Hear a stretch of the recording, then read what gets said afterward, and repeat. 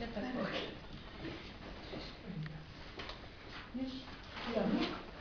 Ale nie tak poważnie.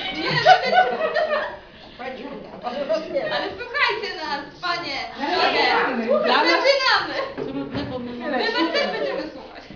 Staruszka w krumie sztrydeje so łepry z jaju. Babę z żywca skóra z człowieka zdarła. Tacie jajo przed wojną kosztowało 3 groszy. Jo, Leno, to jaje przedwojennie i dymno sprzedał mi.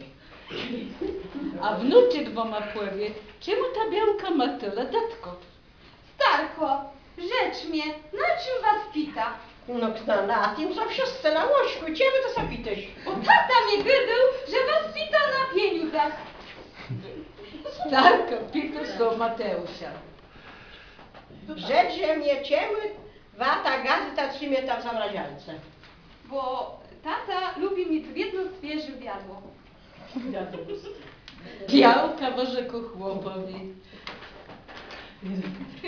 Tak. Do niego Aha, tak dali, bo cniłe się. Moja mama płaci czynsz, tata płaci za auto, siostra nama kucharzy, a wy jadzece piastuje. Myś prawda, twoi bratnikowie też pomogli co zrobić. Przez ta baba knytkowatost u nas stała się rozpudlecą. I co, bo co w lekarze szła do doktora i gałdał. Niech mnie doktor kłemuje się, byle je tak na wydze nie przebiera. A zawcie bez tyle jecie. Jo, Leno te ludzi po tych zytkach. A wiele wy ich mycie. Leno trzeleszcze. Przedstawiamy się. W sztuce pod tytułem Knytkowatość Czyli? narrator